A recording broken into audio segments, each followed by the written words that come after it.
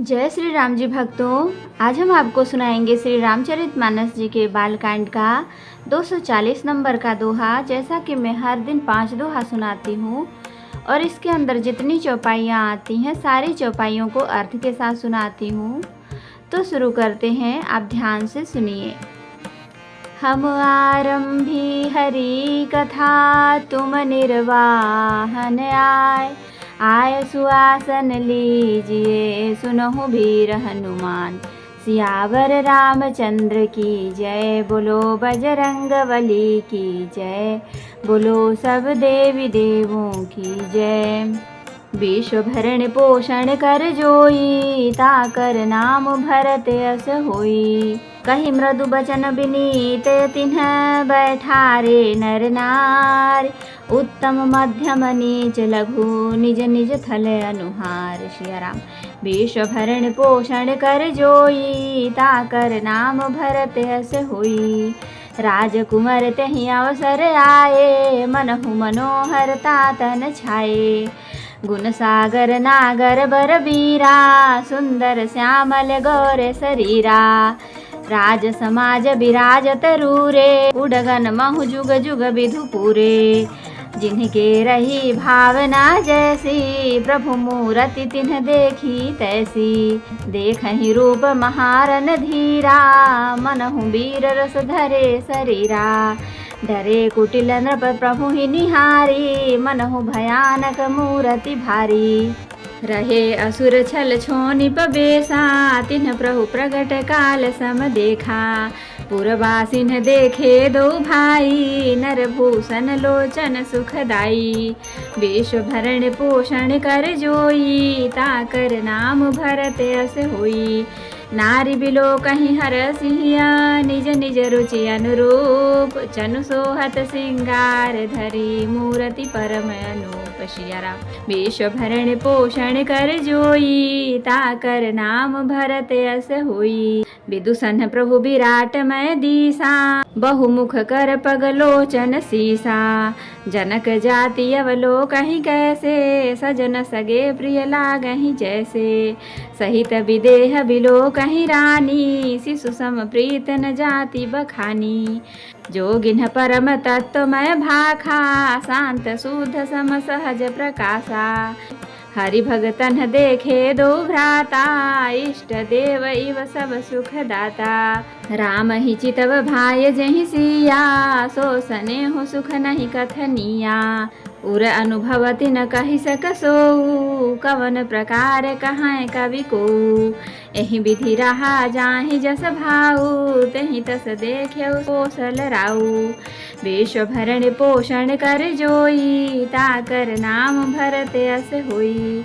राजत राज समाज महु, कौशल राज किशोर। सुंदर श्यामल गौर तन, विश्व विमोचन चोर। सिया राम।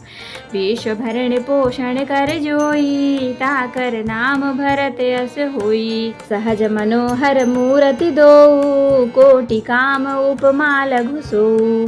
शरद चंदु निंदक मुख नीके, नीरज नयन भावते जी के। चितवनि चारु मार मनुहरनी, भावति हृदय जाति नहीं बरनी। कल कपोल ऋतु कुंडल लोला, चिमुक अधर सुंदर मृदु बोला। कुमुद बंधु कर बिंदक हासा, भ्रकुटी बिकट मनोहर नासा। भाल विशाल तिलक छल काही, कच बिरोगी अली अवलिल जाही। पीत चैतनी सिरहि सुहाई, कुसुम कली बिच बीचल जाई। रेखे रुचिर कंबु कल गीवा, जनु त्रिभुवन सुषमा की सीवा। विश्व भरण पोषण कर जोई, ताकर नाम भरत यस होई। कुंजर मणिकंठा कलित, पुरहि तुलसी का माल। वृषभ कंध के हरि ठवनी, बल निधि बाहु विशाल। सिया राम। विश्व भरण पोषण कर जोई, ताकर नाम भरत यस होई। कटितु नीर पीत पट बांधे, कर सर धनुष बाम बर कांधे। पीत यज्ञ उपवीत सुहाए, नख सिख मंजु महाछ बिछाए। देखी लोग सब भय सुखारे, एकटक लोचन चलतन तारे। हर से जनक देखी दो भाई, मुनिपद कमल गहे तब जाई। करि बिनती निज कथा सुनाई, रंग अवनि सब मुनि देखाई। जहाँ जहाँ जाहि कुंवर बर दो, तहाँ तहाँ चकित चितव सब को। निज निज रुख राम ही सब देखा, को न जानु कछु मरमु बिसेखा। भली रचना मुनि नृपसन कहऊ, राजा मुदित महा सुख लहऊ। विश्व भरण पोषण कर जोई, ताकर नाम भरत यस होई। सब मंचन ते मंचु एक सुंदर विशद विशाल, मुनि समेत दो बंधु तहाँ बैठा रे महिपाल। सिया राम। विश्व भरण पोषण कर जोई, ताकर नाम भरत यस होई। प्रभु ही देखी सब नृप ही हारे, जनु राकेश उदय भय तारे। आसी प्रतीति सबके मन माही, राम चाप तो रब सक नाही। बिनु भंजे उभव धनुष विशाला, मेलि सिय राम उर माला। अस विचारी गवनहु घर भाई, जसु प्रताप बल तेज गमाई। बिहसे अपर भूप सुनि बानी, जे अविवेक अंध अभिमानी। तोरे हूँ धनुष ब्याह अवगाहा, बिनु तोरे को कुंवरी बियाहा। एक बार कालौ किन हो, सियहित समर जितब हम सो। यह सुनि अवर महिप मुस्काने, धर्मशील हरि भगत सयाने। विश्व भरण पोषण कर जोई, ताकर नाम भरत यस होई। सिय बियाह विराम गर्भ दूरी करी नृपन के, जीति कोसक संग्राम दशरथ के रन बांकुरे। सिया राम। विश्व भरण पोषण कर जोई, ताकर नाम भरत यस होई। तो भक्तों, अब हम इसका अर्थ सुनाएंगे।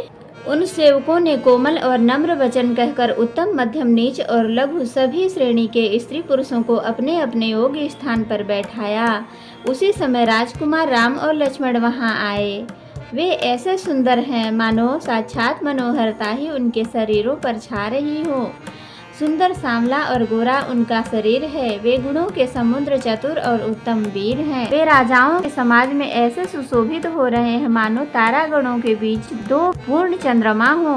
जिनकी जैसी भावना थी प्रभु की मूर्ति उन्होंने वैसी ही देखी। महान रणधीर राजा लोग श्री रामचंद्र जी के रूप को ऐसा देख रहे हैं मानो स्वयं वीर रस शरीर धारण किए हुए हो। कुटिल राजा प्रभु को देखकर डर गए, मानो बड़ी भयानक मूर्ति हो।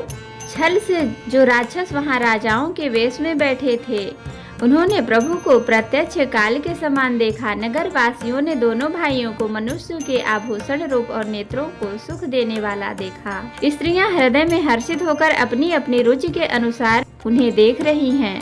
मानो श्रृंगार रस ही परम अनुपम मूर्ति धारण किए सुशोभित हो रहा हो।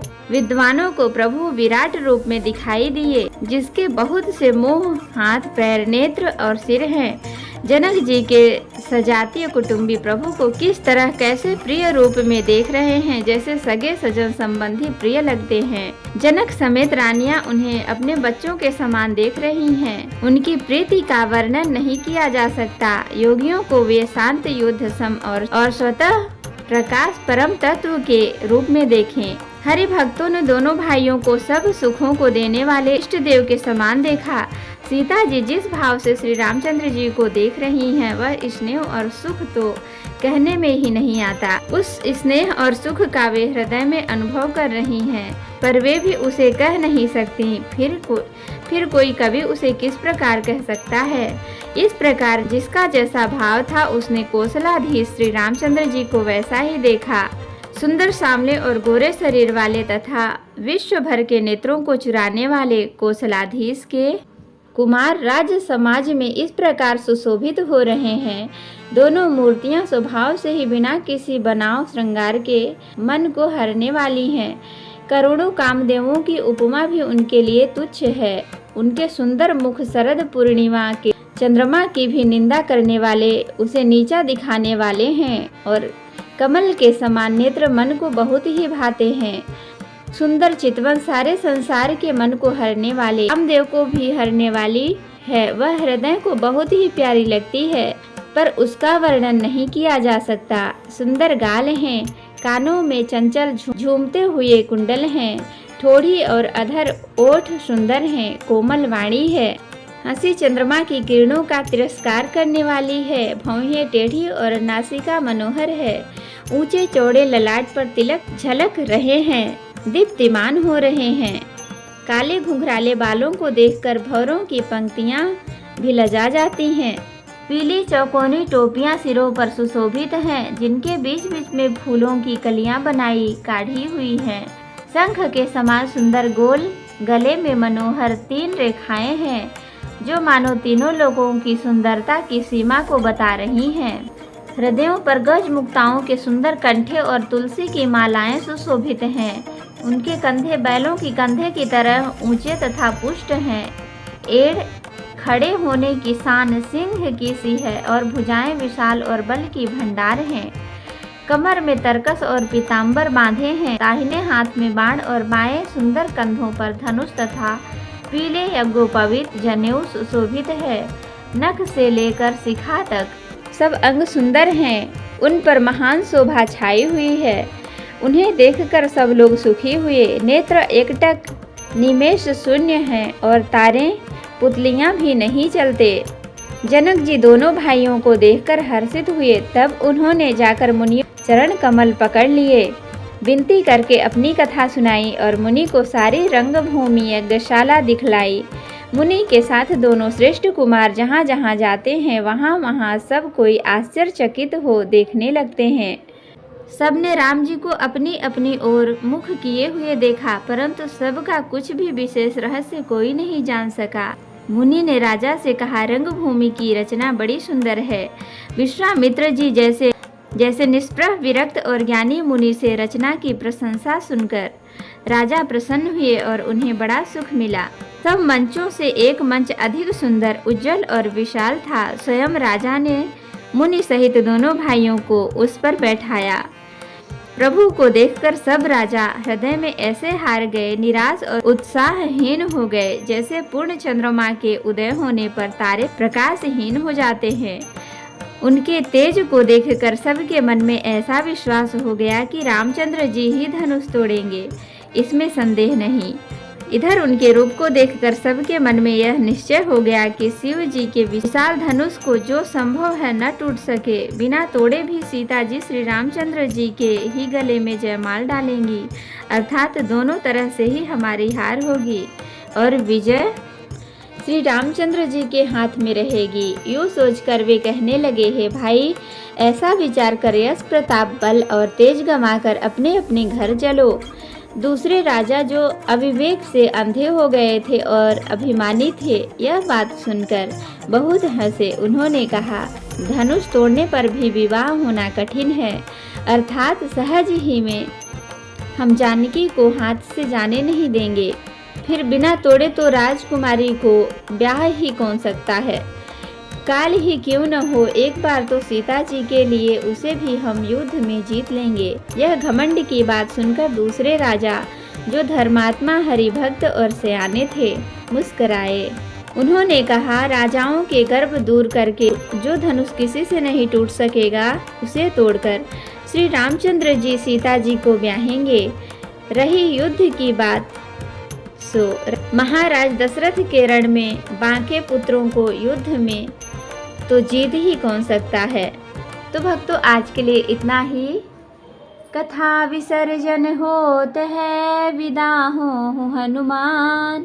राम लखन सीता सहित सदा करहु कल्याण। कहूँ दंडवत प्रभु सन, तुम ही कहूँ कर जोर। बार बार रघुनाथ कहीं, सुरत करायहु मोर। नाथ एक बर मांगऊँ, सोई कृपा कर दे।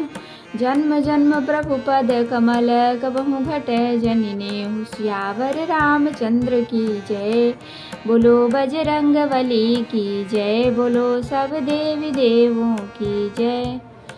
तो भक्तों, अगर वीडियो पसंद आई हो तो लाइक करें, शेयर करें, कमेंट करें और सब्सक्राइब कर लें, ताकि मेरी हर वीडियो आपको आसानी से मिल सके। जय श्री राम जी भक्तों।